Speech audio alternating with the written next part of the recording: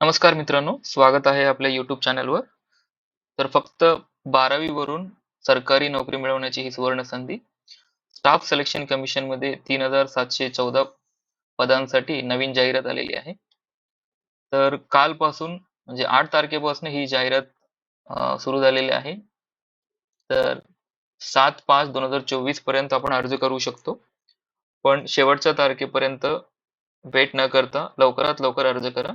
कारण शेवटी जे सर्व्हर आहे ते फारच स्लो होऊन जातो. मग अर्ज करताना आपल्याला डिफिकल्टी येऊ शकतो.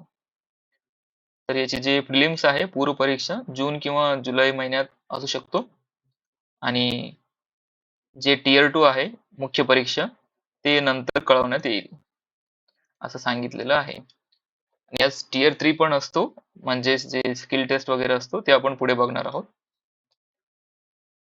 तर लोअर डिव्हिजनल क्लर्क याची जे पे स्केल आहे ते 19,900 पासून 63,200 पर्यंत आहे. लेव्हल 2 आहे.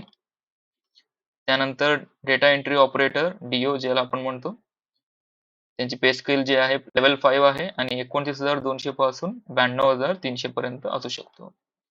Data entry operator grade A pay level 4 25,000 ते 81,100 याची पे स्केल आहे. तर जसं इथं बघतो आपण टेंटेटिव्ह वेकेन्सीज जे आहेत ते 3,712 आहेत. पण युजुअली जे काय होतो SSC मध्ये हे जे पद आहेत ते नंतर वाढत जातात. वाढण्याची शक्यता खूप असते. त्यानंतर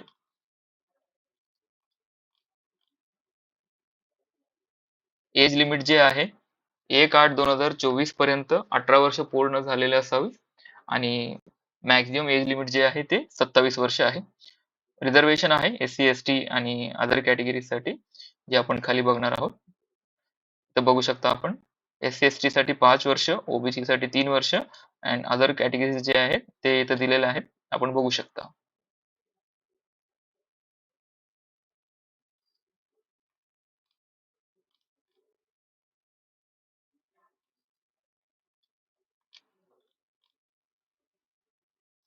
त्यानंतर काही डिटेल्स इथे दिलेले आहेत ते तुम्ही वाचून घ्या थॉरोली. आणि यानंतर एज्युकेशनल इसेन्शियल क्वालिफिकेशन जे आहे ते इथं दिलेले आहेत. For data entry operator DO grade A in ministry of consumer affairs, food and public distribution and ministry of culture 12th standard pass असावं आणि सायन्स मधून झालेलं असावं आणि मॅथ्स हे कंपल्सरी आहे. तर हे फक्त सायन्स लोकांसाठी आहे. ज्यांनी सायन्स केलेले आहेत त्यांच्यासाठी आहे. आणि जे खालचं पद आहे LDC लोअर डिव्हिजनल क्लर्क त्यासाठी किंवा DO जे या मिनिस्ट्रीच्या अंतर्गत येत नाही त्यासाठी फक्त 12वी लागतो आपल्याला. 12वी जर उत्तीर्ण असाल तर तुम्ही एलिजिबल आहात आणि 12वीचे जरी एक्झाम दिले असाल आणि 1/8/2024 पर्यंत जरी ती रिझल्ट वगैरे येत असेल तर तुम्ही सुद्धा अप्लाय करू शकता. तर आपण कुठे अप्लाय करायचं तर इथं दिलेलं आहे संकेतस्थळ. तर इथं जाऊन आपण CHSL साठी अप्लाय करू शकतो, फॉर्म भरू शकतो. त्यासाठी अगोदर आपल्याला वन टाइम रजिस्ट्रेशन करावं लागेल. खाली त्याचे डिटेल्स दिलेले आहेत PDF मध्ये. जरी तुम्हाला काही डाउट्स असतील तर तुम्ही कमेंट बॉक्समध्ये मेन्शन करा. मी तुम्हाला त्याचं रिझोल्यूशन काय असेल ते कमेंट बॉक्समध्ये तुम्हाला सांगून ठेवतो. लास्ट डेट जे आहे ते 7 मे 2024 हे लास्ट आहे. आणि याची फी जी आहे ते अत्यंत माफक आहे, 100 रुपीज आहे. आणि हे जे फी आहे ते ओपन आणि OBC साठी आहे. बाकी SC, ST आणि अदर कॅटेगरी साठी फ्री आहे.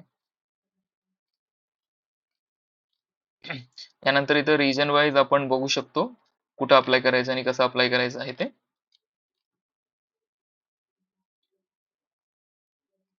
आता स्कीम ऑफ एक्झामिनेशन कसा असू शकतो टियर 1 जे आपण पूर्व परीक्षा म्हणतो त्याची माहिती घेऊया. तर इथं 4 सब्जेक्ट्स असतात जे टियर 1 आहे, प्रिलिम्स म्हणू शकतो किंवा पूर्व परीक्षा म्हणू शकतो. तर 100 गुणांसाठी हा एक्झाम असतो. त्यात 4 सब्जेक्ट्स आहेत. English language, general intelligence, quantitative aptitude, general awareness आणि चारीचे मिळून 100 क्वेश्चन्स आहेत. प्रत्येक क्वेश्चन हा 2 मार्क्ससाठी आहे. म्हणजे आपल्याला 100 क्वेश्चन 200 मार्क आणि तुम्हाला वेळ असतो 60 मिनिटं. जे स्क्राईब असतात त्यांच्यासाठी 80 मिनिटं दिलेले आहेत. आता हा झाला टियर 1. नंतर टियर 2 साठी सेक्शन 1 आणि सेक्शन 2 असे 2 सेक्शन्स असतात. तर सेक्शन 1 मध्ये मॅथमॅटिकल ॲबिलिटी आणि रिझनिंग अँड जनरल इंटेलिजन्स जे आपण बुद्धिमत्ता म्हणतो, तर ते दिलेले आहे. तर 60 क्वेश्चन्स असतात. तर प्रत्येक क्वेश्चन हा 3 मार्क्ससाठी असतो. टोटल जे मार्क्स होतात ते 180 होतात आणि 1 तासाचा वेळ असतो. स्क्राईबसाठी 1 तास 20 मिनिटाचा वेळ असतो. आणि त्यानंतर सेक्शन 1 मध्ये जो सब सेक्शन आहे सेक्शन 2 त्यामध्ये इंग्लिश लँग्वेज आणि कम्प्रेन्शन आणि जनरल अवेअरनेस हे दोन्ही मिळून 60 मार्काचे 60 क्वेश्चन्स असतात आणि ते प्रत्येक क्वेश्चन 3 मार्क्ससाठी असतो. टोटल जे आहे 180 होतात. त्यासाठी सुद्धा टायमिंग तोच आहे 1 तासाचा. त्यानंतर सेक्शन 2 जो आहे तो कम्प्युटर नॉलेज मॉड्यूल आहे, जे 15 क्वेश्चन्स असतात. ते सुद्धा सेम 3 मार्क्ससाठी एक क्वेश्चन असतो, 45 मार्क्स आणि 15 मिनिटाचा वेळ असतो. स्क्राईबसाठी 20 मिनिटाचा वेळ असतो. त्यानंतर जो आहे सेक्शन 2 मध्ये स्किल टेस्ट पण असतो. इथं दिलेला आहे. स्किल टेस्ट याचा अर्थ टायपिंग टेस्ट असतो. इथं टायपिंग सर्टिफिकेटची गरज नाही, पण टायपिंग टेस्ट मात्र घेतला जातो. 15 मिनिटाचा वेळ असतो.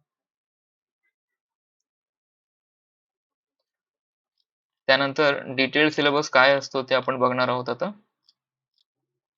तर इथं दिलेले आहे इंडिकेटिव्ह सिलेबस टियर 1 साठी काय काय दिलेले आहे. इंग्लिश लँग्वेज मध्ये काय काय विचारलं जाऊ शकतो ते इथं दिलेले आहे. हे 12वी लेवलचं एक्झाम आहे, त्यामुळं डिफिकल्टी लेवल इतकं हार्ड नसतो. आपण लास्ट इयरचे क्वेश्चन पेपर्स थोडेसे बघून गेलो आणि थोडंसं प्रॅक्टिस केलं तरी होऊन जातो. इंग्लिश लँग्वेज जनरल इंटेलिजन्स जे करंट अफेअर्स वगैरे असतात त्यात.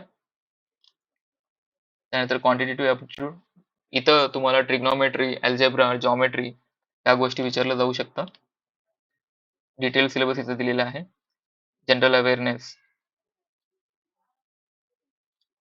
याप्रमाणे आपण अर्ज करू शकतो इथं. हे बघू शकता तुम्ही डिटेल्स वगैरे. कुठल्या सब्जेक्टला काय काय सिलेबस दिलेला आहे ते.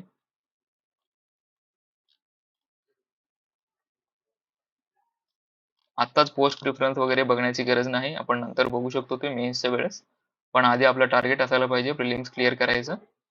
आणि इथं मिनिमम जे आहे पर्सेंटेज आपल्याला लागतो जे पासिंगसाठी, तर ओपनसाठी 30% आहे, ओबीसी आणि ईडब्ल्यू साठी 25%, ऑल अदर कॅटेगरीज 20%.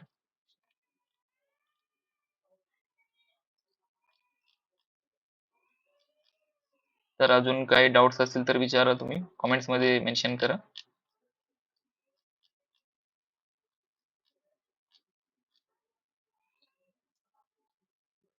ऑलमोस्ट मी सगळं तुम्हाला सांगितलेलं आहे.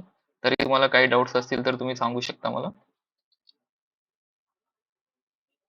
तर चॅनलवर नवीन असाल तर चॅनल सबस्क्राईब करा आणि बेल आयकॉनवर क्लिक करायला विसरू नका.